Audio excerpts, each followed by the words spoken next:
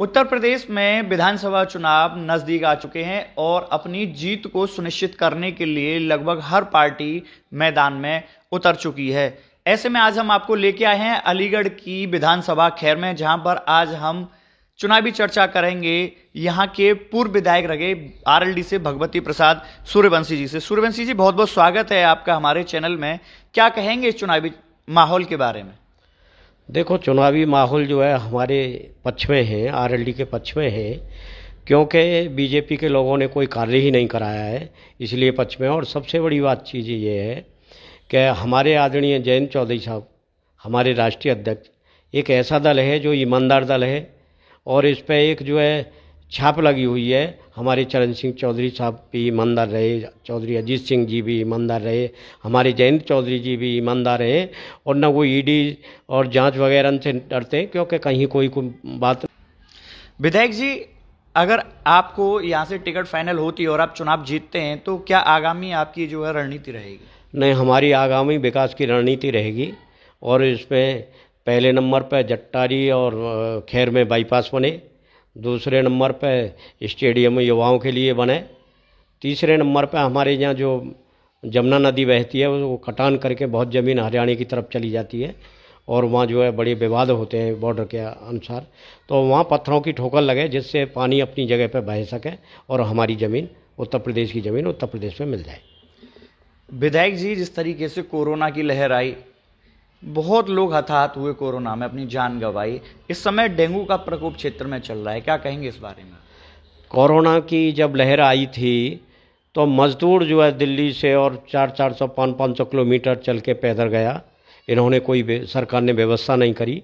किसान, मजदूर, दलित सब इनसे देखो, पहले तो मैं राष्ट्रीय लोकदल का एक सिपाही हूँ और मैं पहले से ही राष्ट्रीय लोकदल में रहा हूँ। उसके आधार से मैं पार्टी के सिपाही के नाते जो निर्णय लेंगे वो तो चौधरी साहब लेंगे, लेकिन आपने जो दूसरा क्वेश्चन किया है क्या क्या विकास होने चाहिए, वो विकास एक तो खैर और जट्टाई में बाईपास बनना चाहिए और युवा जो पीढ़ी है वो खेल कूद से अपना प्रतिभा निकल के आवे, चूँकि हमारा जाटवाल क्षेत्र है और बड़े अच्छे मेहनत करके और युवा लोग जो आगे आते हैं तो उनके लिए एक स्टेडियम बनना चाहिए जट्टारी और खैर में, जिससे युवा निकल के आवे।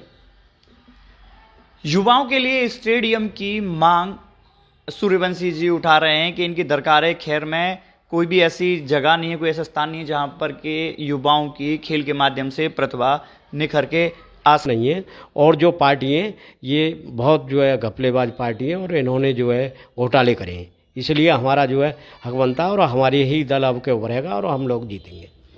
विधायक जी, जिस तरीके से लगातार किसान आंदोलन चल रहा है महीनों से, अगर हम कल की हम घटना देखें, बृहस्पतिवार की हम घटना देखें एक दिन पहले छूट के, तो एक 6 महिलाओं को एक डंपर द्वारा कुचल दिया जाता है, क्या कहेंगे? ये बीजेपी तानाशाही है इन लोगों की और ये किसानों के आंदोलन को कुचलना चाहते हैं, लेकिन इन्हें ये नहीं पता है कि ये चुनाव आने वाले हैं, इसमें जो है इन्हीं को कुचल दिया जाएगा किसानों और मजदूरों के द्वारा और इन्हें बुरी तरह से हार का मुँह देखना पड़ेगा। इन्हें सबक सिखाएंगे किसान लोग, मजदूर लोग, इसका यही जवाब है।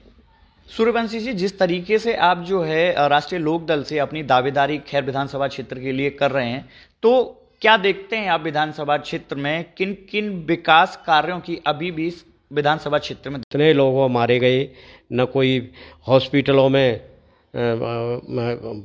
वो मिले जो है बेड, और बुरी हाल हुआ और इन्होंने तो जो है ऑक्सीजन भी नहीं मिली, जिसकी वजह से जो है बहुत बड़ी तादाद में मृत्यु हुई रही। आगे जो अब डेंगू चल रहा है, मेरे श्यारोल गांव है मेरे क्षेत्र का, उसमें जो है 25-30 लोग जो है मृत्यु हो चुकी है, लेकिन ये सरकार बिल्कुल नहीं जाग रही है और ये तो जुगलेबाज सरकार है।